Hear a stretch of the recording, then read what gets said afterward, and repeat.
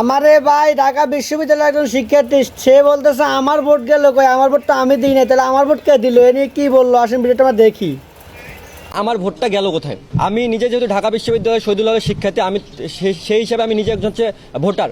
সেই জায়গা থেকে হচ্ছে আমি ভোট দিতে যাই ডক্টর মোহাম্মদ শহীদুল্লাহের যে কেন্দ্র কার্জন হল, সেখানে ভোট দিয়ে যাই। এবং সেখানে আমি ভোট দেওয়ার পর আমি যখন রাত্রেবেলা রেজাল্ট শুনি, তখন হচ্ছে আমি যেই জিএসকে ভোট দিয়েছি সেখানে সেই জিএসের ভোট আসছে 0। আমি যদি স্পেসিফিকভাবে বলি, আমি 3 জনকে ভোট দিয়েছি।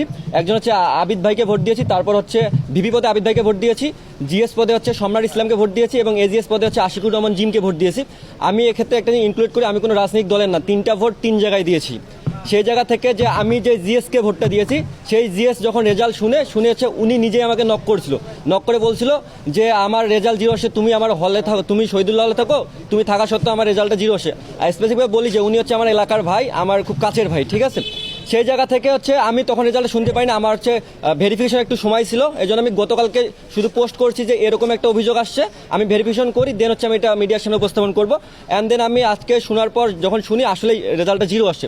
এখন এই ক্ষেত্রে হচ্ছে আমার অভিযোগটা এটা যে বাকি কোন কেন্দ্রে কি হয়েছে না হয়েছে সেটা আমার দেখার বিষয় নয়। আমি যেই কেন্দ্রে ভোট দিয়েছি, আমার ভোটটা যদি বাতিল হয়, মানে আমার ব্যালট পেপারটা যদি বাতিল হয়, সেটা উল্লেখ করতে হবে যে কেন ব্যালট পেপারটা বাতিল হয়েছে।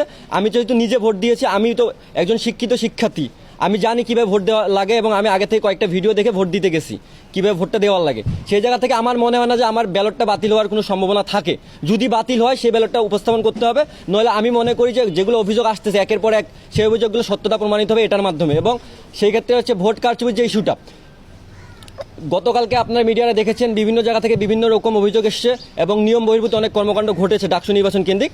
কিন্তু আমার স্পেসিফিক একটা জায়গা থাকবে, সব হলেই যদি সুষ্ঠু নির্বাচনও হয়, সব কেন্দ্রে যদি সুষ্ঠু নির্বাচনও হয়, আমার জায়গায় কেন এটা হলো এবং আমার ওই একটা ভোট কোথায় গেল? আমার প্রশ্ন একটাই, যে আমার ওই একটা ভোট কোথায় গেল? এটাই জন্য আজকে আমার প্রেস ব্রিফিংটা করা। এবং বাকি অন্য ইস্যু, যদি ঢাকা বিশ্ববিদ্যালয়ের শিক্ষার্থীদের উদ্দেশ্যে আমি একটা কথা বলছি, তারা যদি বলে যে ভোট সুষ্ঠু হয়েছে, তাহলে আমি মানতে রাজি আছি যদি আমার এটা দেখায়। এবং ঢাকা বিশ্ববিদ্যালয়ের শিক্ষার্থী যদি এটাকে গ্রহণ করে, তাহলে সাদরে আমিও গ্রহণ করব। কিন্তু আমার ওই একটা প্রশ্ন আমি জবাব চাই যে আমার ভোটটা গেল কোথায়?